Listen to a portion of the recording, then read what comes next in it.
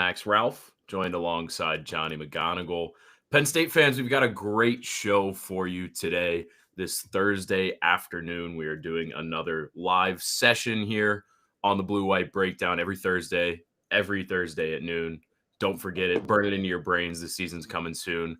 But we got a lot of stuff to get to today. A couple of hard news pieces in the Penn State world that are pretty relevant, and one of them I think extremely exciting for Penn State fans and honestly for us beat writers as well, I think in a lot of ways. And then we'll dive into, if you've been keeping up with PennLive.com, Johnny's had a really nice mini series on Drew Allar this week from his one-on-one conversation with the Penn State QB. And then I also posted a story today, this Thursday morning, about Penn State commit Adam McCann-Gibbs, an Irish kicker who's got a really fun story. So got a lot to get to today. Johnny, we were just talking off the air that this is Arts Fest weekend in State College, which is always a fun one. You get a ton of alumni and current students coming back. It'll be a busy weekend and it'll be a lot of fun. But Johnny, how we feeling this Thursday? Welcome back to the live show. It's always good to be back in the live show, Max. You'll be enjoying Arts Fest weekend up in State College. Me and some friends are going up to upstate New York in the Catskills for the weekend. Never been, so looking forward to that. Yeah. We've got fun weekends ahead, but we've got a jam-packed podcast. We do. And a lot to get to on this show. Your story on the Irish kicker was awesome. My mini series of 3 stories on Drew Allar, looking at his past, present, and future, I thought turned out well, and he was really great in those conversations, and we'll get to that. But first, a couple of news items. The first one, let's just talk about Gavin McKenna, because that's awesome. It's just flat out, it's friggin' awesome. For Penn State men's hockey to nab not only the best recruit in the country, but a guy who was projected to be the number 1 overall pick in the NHL draft in 2026. So looks like it'll be a one and done situation for Gavin in Happy Valley. But I mean, it's just such a cool thing for this program that, got elevated to D1 in 2012, made the Frozen Four for the first time last year. And boy, are they building on it. It's hard to really contextualize the run that Penn State men's hockey is on right now. Obviously that's kind of our job as beat reporters to be able to do such a thing, but to have that momentum where the last season itself was so unbelievable, starting winless in your first 9 games in the Big Ten, to turn around and make the first Frozen Four in program history, and such a cool, unique story, like you said, going from club status to D1. And then to take that and build on it with, obviously, we understand that there is some financial backing in this program that has made a huge difference, but still to take that momentum and turn it into not only Gavin McKenna, but Luke Misa, who was a 5th rounder of the Calgary Flames. Calgary, I don't know. I think I've heard Canadians say it Calgary, but I don't know why that slipped out. That's a first one for me. That's a first. Yeah, I don't know. That was a weird thing. Anyway, Calgary Flames, and they also picked up Jackson Smith, who became the first round pick in Penn State hockey history this summer, going 14th overall to the Columbus Blue Jackets. This team, and not to mention, they also pulled Guy Godowski's son, Matt Godowski, out of the portal, who was a top 10 finalist for the Hobie Baker Award last season. This team is already the favorites to win a national championship. And that's without mentioning the fact that Gavin McKenna is probably the best hockey prospect who has ever come to the NCAA, because this is the first season where CHL players are able to come over to the NCAA. It's unbelievable. It's like Sidney Crosby and Connor Bedard, which if you're a hockey fan, you know how good both of those guys are. If they were allowed to come play 1 year at college before heading to the NHL, that's what this is. This is unbelievable. I certainly know I will be putting on my hockey hat a little bit this year and doing some writing more so than in past seasons, just because I mean, they've commanded it from us. Yeah, it's just really cool to kind of see how far this program has come. I mean, I was at the Daily Collegian. I was a freshman, sophomore when the program took the jump from club status to D1, and then to see the investment from Terry Pegula building the Pegula Ice Arena, state of the art. That was one team that I actually didn't cover at the Daily Collegian. It's a small group of Penn State teams I didn't cover in my time as a student, but men's hockey was one of them. And so my senior year, I got to just go to games and sit with my buddies in the student section. And that place is just, it's always rocking. It's always electric. And I can only imagine what it's going to be like, this fall and this winter with the amount of buzz around this program. And Max, something that you mentioned too, that I think is worth harping on. You mentioned the financial commitment. There was a reported number thrown out there that maybe it's up to $700,000, for Gavin McKenna to come to State College for 1 year. I go back to when we talked to Pat Kraft, Penn State's athletic director, back in February, and he was talking about revenue sharing, which is, the 20 million cap for all sports in terms of the money going from the athletic departments to the athletes. And he acknowledged that football is going to be a big part of that, but they're also going to fund, like, obviously men's and women's basketball, revenue sports, wrestling is a big deal. And he mentioned hockey. But one quote he said, he's like, you know what, if there's the number one fencer out there, like, we're going to put ourselves in position to go get him. And the number one hockey player that people can remember for a very long time was out there and chose Penn State over reportedly Michigan State. And it's really cool. It is really, really cool. I'm assuming press row at Pegula is going to be packed every single game this fall and this winter. Yeah, it's going to be really exciting. Importantly, Gavin McKenna, who officially announced his commitment on SportsCenter earlier this week, he did say he's already been to the Berkey Creamery, and it sounds like he got peachy paterno, which pretty good choice. He did, however, call it a peach sorbet or something. He didn't have the name right, but I think Penn State fans will forgive him. Depending on how deep into the weeds, depending on who you believe in this hockey sphere, Penn State may not be done either. There's still another top 5 pick from this current draft class who could make the move to college. Porter Martone, he could contend for a spot in the NHL right away, but if he doesn't, he may make the choice to go to college. And, Penn State could be a player there too. And it's just an extreme amount of momentum. It's really hard to, like I said, hard to contextualize what this program is doing right now. And also, kind of on another note, you mentioned they beat out Michigan State for Gavin McKenna, but Michigan State's best player, Isaac Howard, on the same day, I believe, or one day after McKenna committed, decided to sign with an NHL team. So he's gone. Michigan State's best player is gone. I mean, Penn State has a clear path to the Big Ten championship, to even a national championship, and it's going to be a heck of a lot of fun to watch. But Johnny, I think that's enough on McKenna for now. Let's flip into a quick note on Penn State football and recruiting. A flip into a flip, Max. I didn't even do that on purpose. That's just how good we are on this Thursday live podcast. I mean, we're in midseason form. But Roseby Lubintis, a 3-star offensive lineman, really big body. Kid has been committed since the day before the blue-white game, April 25th. He made a flip to Syracuse last night, Wednesday night. Johnny, this one is, look, it's a loss. It's a guy who'd camped at Penn State 3 times this summer, built a pretty good relationship with Phil Troutwine, but, it was becoming, in some regard, after the addition of Marlon Bright, a crowded offensive line class. And, Roseby Lubintis was probably more of a project piece compared to some of the other guys they have in tow. Yeah, I think you mentioned him being a project piece. It's one of those where maybe he saw that the path to playing time was sooner at a school like Syracuse, which Syracuse is, getting some good NIL backing. So that's something to acknowledge and recognize here. They weren't able to retain, Trevor Pena, who obviously transferred to Penn State, their star receiver. But, they've been doing a pretty good job in the NIL front and the recruiting front under Fran Brown, who, his recruiting ties in New Jersey do not go unnoticed on the recruiting trail, for him up in Syracuse. So yeah, it's a loss for the class, but I think given that you've added Marlon Bright, Jack Fuchs as well, I'm going to keep emphasizing that I'm saying that correctly. Pause just a second, and make sure you get it. Yeah, you got to make sure you're saying it right. Yeah. But I think they'll be all right. If this was Kevin Brown flipping to Notre Dame Yeah. or it would be a totally different story.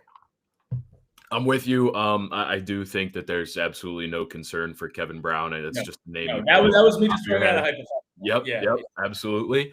Just need to reassure everybody he's solid. But yeah, it's not a huge loss. I mean, it's a guy Penn State recruited. Obviously, you like to build relationships and hold on to those as much as you can, but it just kind of is what it is. This isn't one that like the world's crashing down or anything. Penn State now at 24 commits in total, still have a top 15 class, and a few things still shaking out between now and the December signing day date.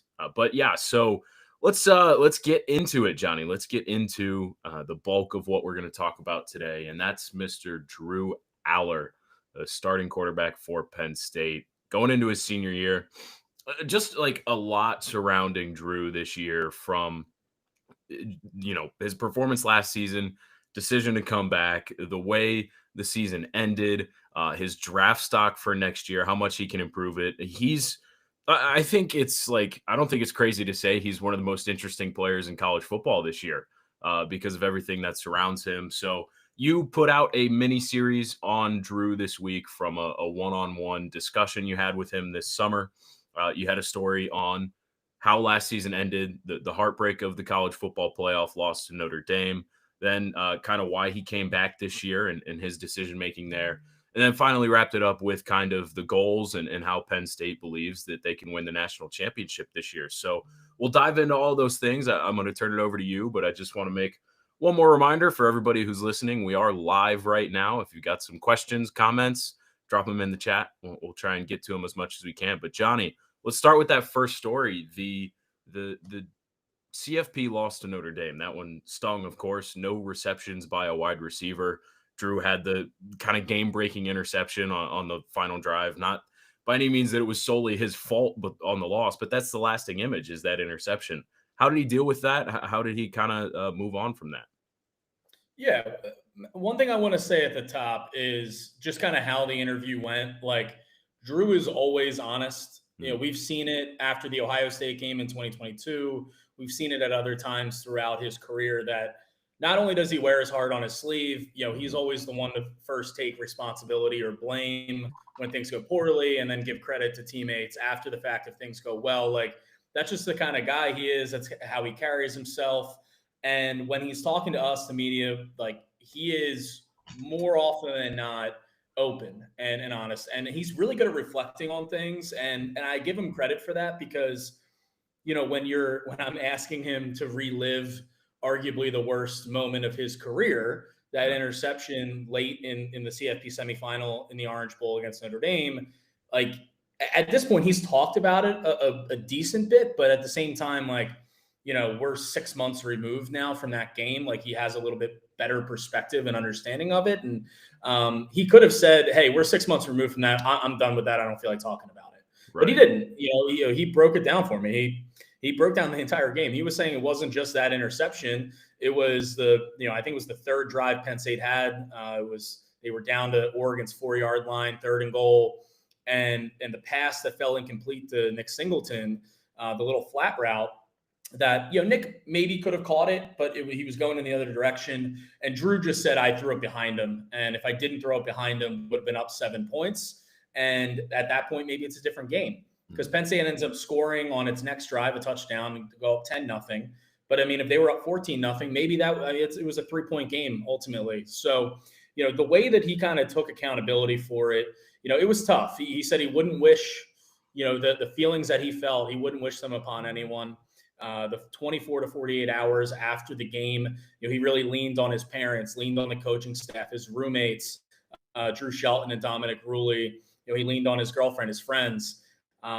He watched the Notre Dame Ohio State national championship game, which he said was a tough watch. Like, he was trying to preoccupy himself with some schoolwork, but he watched that entire game and he said he couldn't help but think that, if 1 or 2 plays had gone differently against Notre Dame, that could have been us. And so I think that's been, at this point, it's motivation. At this point, it's a reason, it's a driving factor. It's a reason why he came back. is to push for that national title and to put themselves in that position. But he recognizes that he, made some mistakes and he's got to learn from them. Yeah, I know Drew as well in this spring as they were getting into spring ball. He mentioned there was kind of a lay it all on the line film session between him, Danny O'Brien, and Andy Kotelnicki as they watched that to just kind of get it all out. And like you said, analyze the entirety of the game and recognize that there were a lot of things that could have gone differently and just kind of be honest about it. And I think, I had a one-on-one with Andy Kotelnicki as well this summer that my own little mini series is coming up from.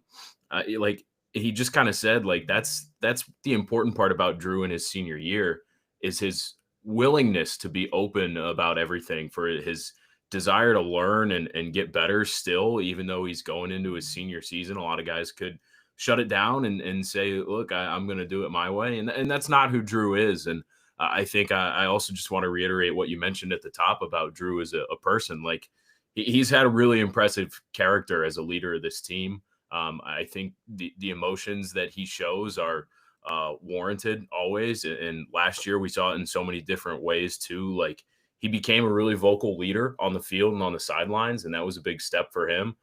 Kid who came in really soft spoken, and he's coming to his own. He's a really good leader in that locker room, and they need him to be. Kotelnicki kind of told me they call him Coach Allar sometimes now. Like he's got a grasp of the offense. He's passing it on to everybody else, and they expect big things from him this year. But let's move on to the second part of that series, Johnny, and why Drew decided to come back. I remember I feel like it got a little overblown right away when he put that tweet out, and you and I were like, well, it's still kind of vague. He didn't explicitly say he's coming back, but he pretty much hinted at it and came in, obviously is back for the 2025 season. But despite not perfect play throughout the year, he maybe could have still been a first rounder, but definitely among the top quarterbacks off the board because of his measurables. So Johnny, what did he weigh to make this decision to come back in 2025?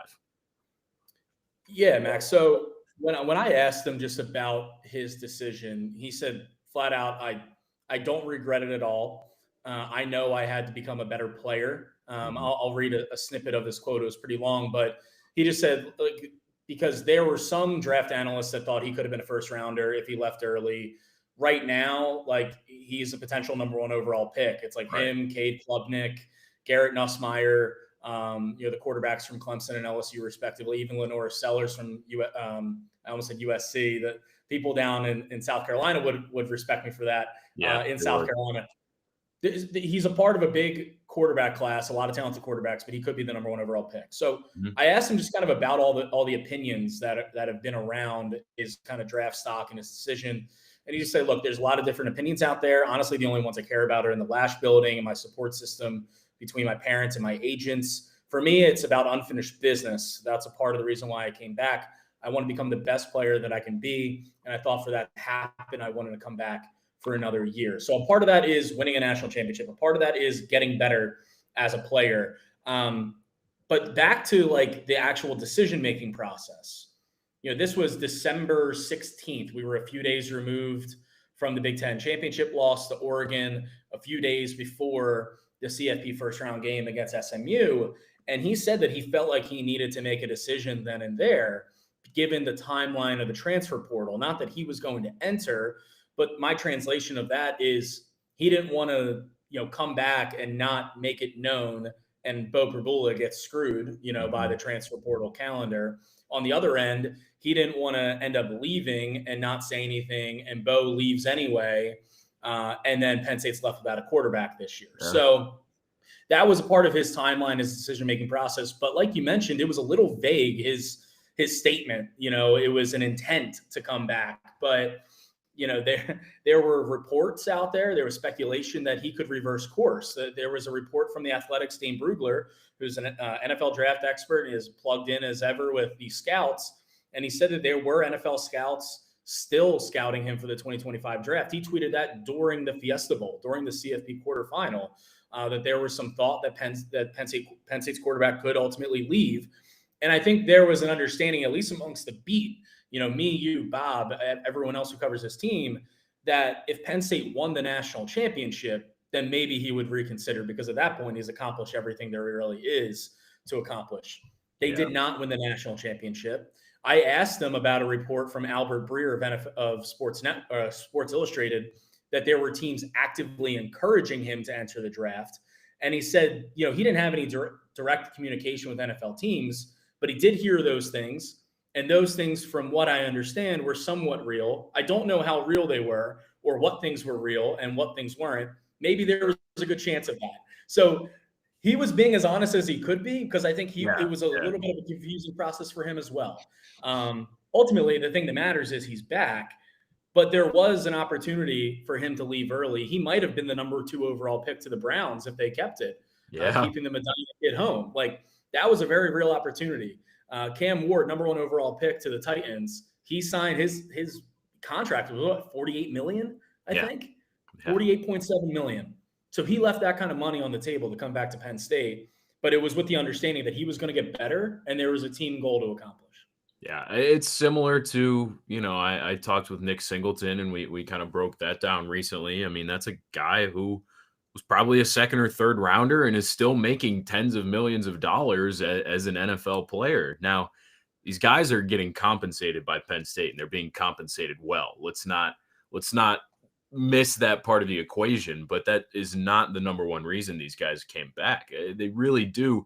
They truly want to win a national championship, and it's been something that's been talked about ever since these guys came in the 2022 recruiting class. I mean, that was the best recruiting class of James Franklin's Penn State tenure, and for a long time, these guys were heralded as the saviors. And I think that it's time for them to kind of put it on tape and prove it, put it on the field, and they're bought into it, and that's why you don't see a lot of those guys having left, because they really do want to be the guys that turn this Penn State thing around. I'm also glad, Johnny, that you mentioned the timing of the decision and the impact it had on Beau Pribula, because I think that's something that people kind of overlook in this process. And like, those two were good friends. I mean, they were close.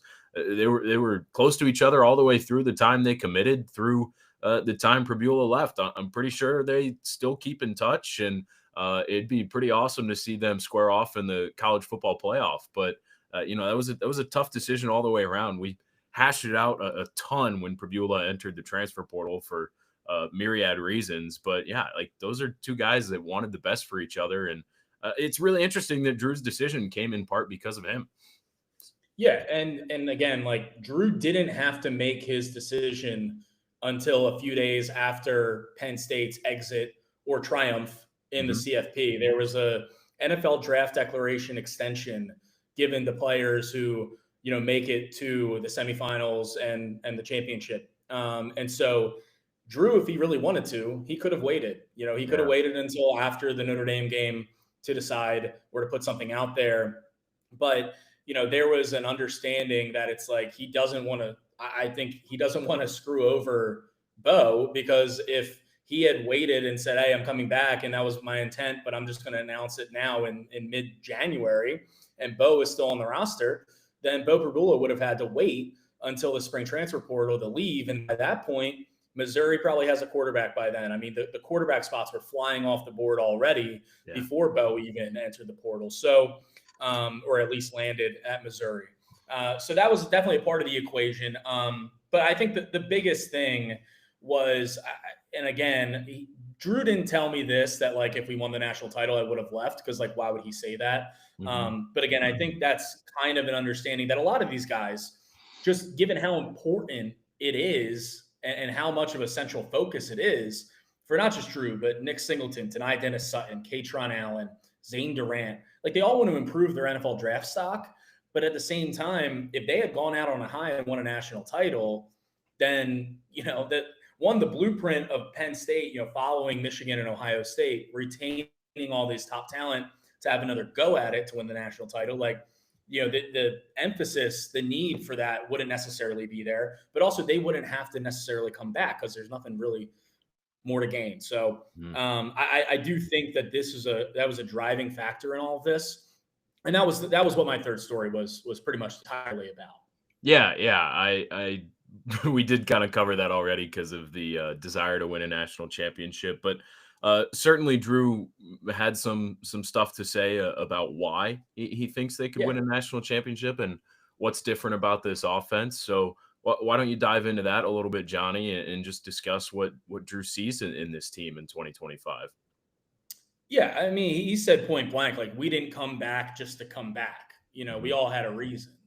And like I mentioned, NFL draft stock. Some guys want to get their degrees and finish out their academics, but the national title bit is a big part of it. And it's easy. It would be easy for these guys just to sit back in the James Franklin 1-0 a week. And I think once we get into the season, they probably will.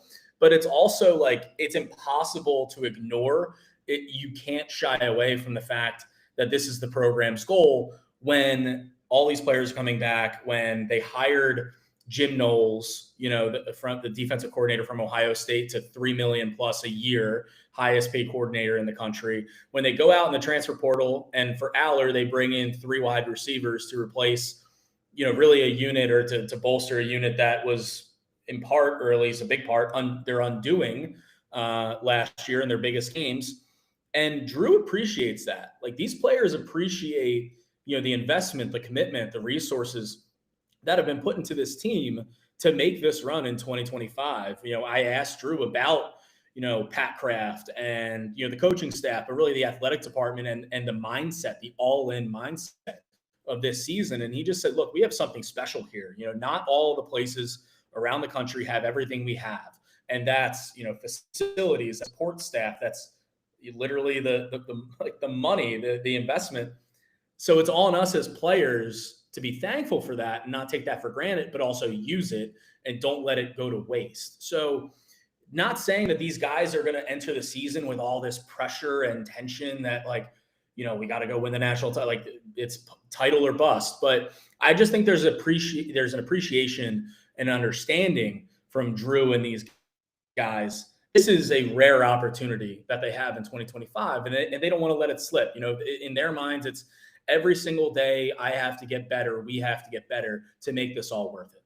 Yeah, I mean, the team was good enough to win a national championship last year, and they didn't necessarily have that kind of pressure or whatever you want to call it on their shoulders. Obviously, you lose in the national semifinal, and Ohio State was just bashing people all the way through the playoff run. But Penn State hung with Ohio State in the regular season. Like, that team was good enough to do it last year, and they're bringing back so many guys, and so many guys who contributed to last year's team are another year older. So obviously it's the expectation, but James Franklin, for as much as some fans may hate it, he does a really good job of keeping his team planted where their feet are. And that 1-0 mentality is repetitive and can get annoying to some extent, but it's important. And it really does help, a team with expectations, face what's right in front of them rather than worry about what's in the future. Because as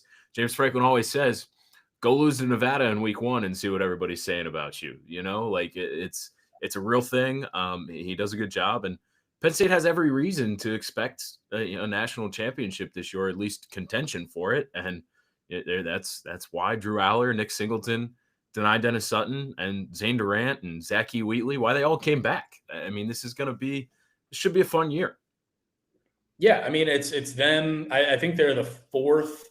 They have the fourth best odds to win the title, behind Texas, Ohio State, and Georgia, and it's all slim. I mean, if you're a better, or familiar with betting odds at all, I believe Texas is plus 550. I think Ohio State and Georgia are maybe plus 100, and then Mhm. Penn State's plus 700. So in terms of what Vegas expects for Penn State, they expect them to be in contention to win it all. I mean, like you mentioned, Max, when you make it to the semifinal last year and you lose the way you do, not only, but you're really in a vacuum by 3 points.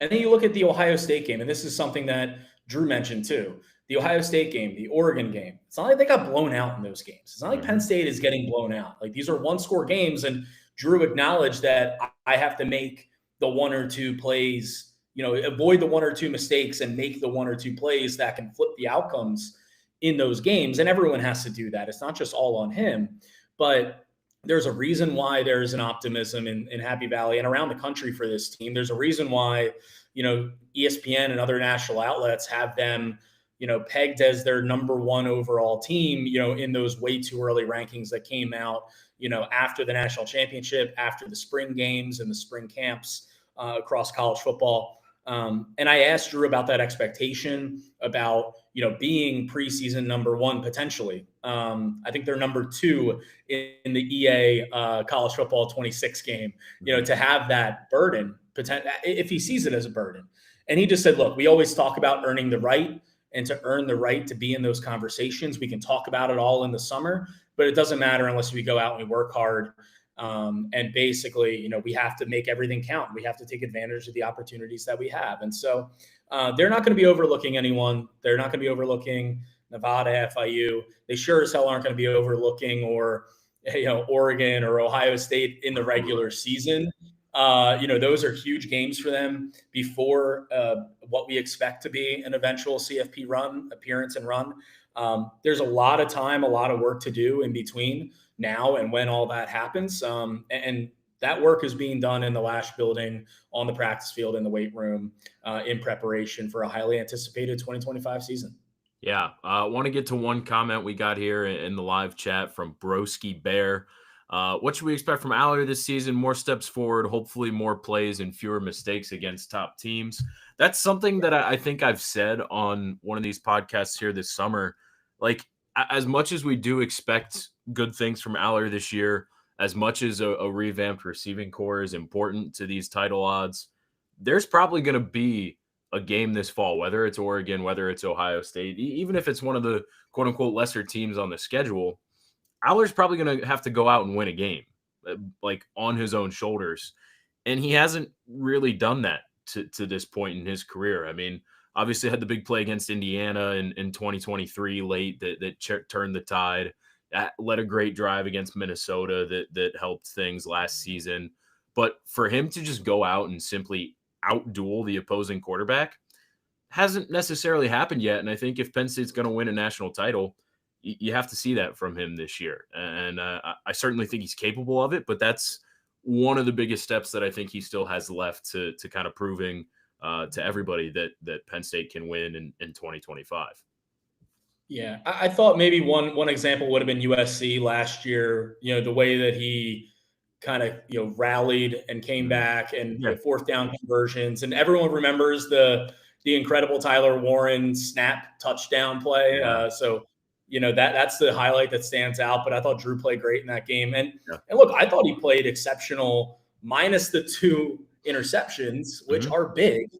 But I thought he played exceptional in the Oregon game in the Big Ten championship. I mean, some of the throws that he was making were NFL quality, NFL level, throws. And I think that was a game that, if you ignore the 2 interceptions, which you can't, that's a part of it. But I think that's a piece of tape as he was going through the NFL draft decision-making process. A lot of scouts liked what they saw in that game. But he did have the 1 interception that was basically a pick six, gave Oregon the ball at the doorstep, and they had another interception in that game. And so you have to eliminate those mistakes. I think that's what him, Danny O'Brien, quarterback's coach, and Andy Kotelnicki have been really focusing on this offseason. You mentioned the new wide receivers, Max, Traver Pena from Syracuse, Troy's Devontae Ross, USC's Kyron Hudson. Those 3 guys will give him a lot, will bolster that receiving group that really, really struggled at times to create separation, to create plays. I also think him being in his second year with Andy Kotelnicki is a huge deal. Yeah. I'm very excited to read your series on Andy, when that drops, because, him coming back and him not, taking, the head coaching interest that he had and bolting after 1 year was a big reason why Drew came back too. I mean, if Andy had left, Drew might have left too.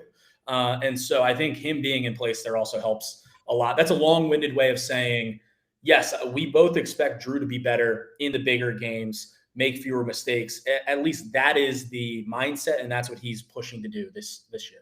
Yeah, absolutely. Johnny, I think we could probably spend another half hour, maybe even a full 24 hours discussing Drew Allar and his impact on Penn State in 2025. But and we spent a solid 20 minutes or so doing it, 15, 20 minutes. So let's start to wrap this pod up. Let's talk about the story I posted today about the Irish kicker, which if you haven't got a chance to read that one yet, it's on PennLive.com.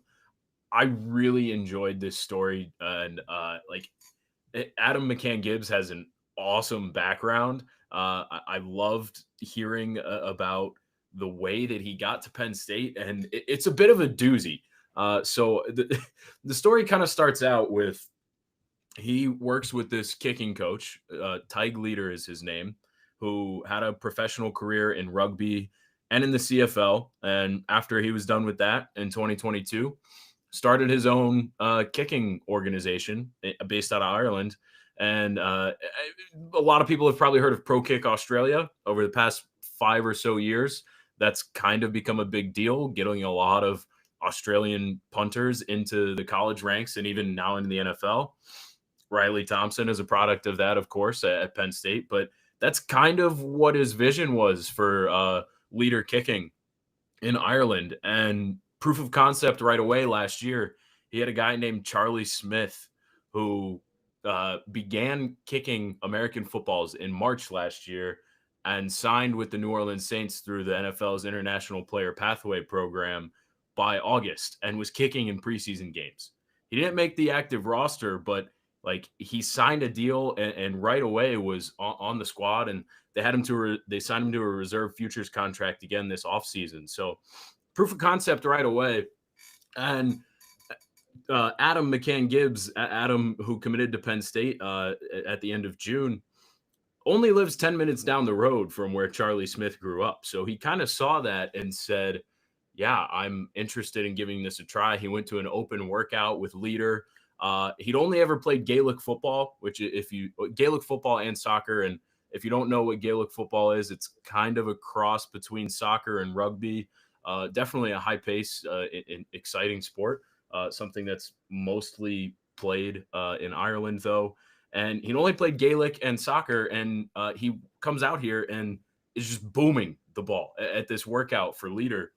And Leader's like, yeah, a lot of kids, because Irish kids grow up playing soccer and Gaelic, can kick the ball. They could come out and make a 55-yard field goal, not necessarily know how good that is. But the difference with Charlie was the way his compact in his steps coming up to the ball, and there was just a different sound that kind of came off of his foot. So he told him, listen, you know nothing about this sport. And it's true. Adam said, I know nothing about football. I'd never been to a game, don't even know the rules. But Leader was like, you can do this. It could change your life. So he and his mom signed on. They did it. And, they drive 2 hours round trip to work out with Leader. And obviously it's paid off. And then the story of how he got to Penn State itself is another doozy, because Tig Leader was actually getting married on a Wednesday. But the morning before his wedding, he was working the phones, talking to Penn State and a few other colleges, saying, hey, we need to get Adam on American soil because he's better than some of the guys who have committed to big schools this summer. So he was on the phone with Alan Tucker, a special teams analyst who joined Penn State this offseason, and came over from Troy. And while at Troy, he had one of Leader's pupils join there, Patty McAteer. And so they had a prior relationship. Adam came down. Leader got married on Wednesday. Thursday, he booked the flights. Friday and Saturday, he did enjoy some time with his family after the wedding. But on Sunday at 2 a.m., they drove from Northern Ireland to the Dublin airport, flew to Amsterdam, flew to JFK, rented a car, drove down to Penn State. And by 7 p.m. Eastern time, Adam was kicking at Penn State. He put on one of the best specialist workouts that James Franklin and Justin Lustig have seen from a high school specialist. And they offered him, and he basically committed on the spot. He talked to his parents the next day and then made it official. But he has only been playing American football for about a year, and now he's going to Penn State. And my favorite line from the story that's right down at the bottom is he says, my Irish mind could not comprehend it at all if you told me this last year. So he was a really good kid, an enjoyable interview. Both he and Leader, really good guys. And like I said, if you haven't checked out the story, there are more details in there, of course. But just that, I mean, that journey is unbelievable and is, hopefully going to work out for Penn State here in the near future and for Adam and Tig Leader.